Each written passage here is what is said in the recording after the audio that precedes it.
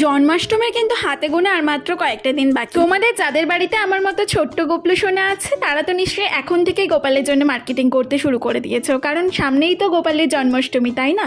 তো আমিও আমার বাড়ির গোপলুর জন্য মার্কেটিং করতে বেরিয়েছিলাম আর গেছিলাম বড় বাজারে। আর বড় বাজারে কিন্তু দেখো গোপালের কত সুন্দর সুন্দর ড্রেস কালেকশন। এখানে তোমরা কিভাবে আসবে সেটা কিন্তু আমি আমার ফার্স্ট কমেন্টের মধ্যে সব কিছু লিখে দেবো, ঠিক আছে?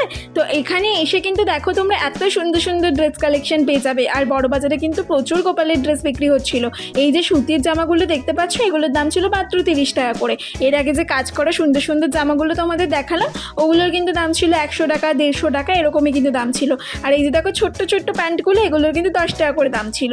আর এই যে সেট করা গলার হার, মুকুট, সমস্ত কিছু এগুলোর দাম ছিল 50 টাকা, 100 টাকা, এরকম দাম ছিল। আর এই যে মুকুটগুলো দেখতে পাচ্ছ এগুলোর কিন্তু দাম ছিল 40 টাকা করে। আর এখানে কিন্তু সত্যি অনেক সুন্দর সুন্দর গোপালের কালেকশন ছিল, আমার তো খুব ভালো লেগেছে।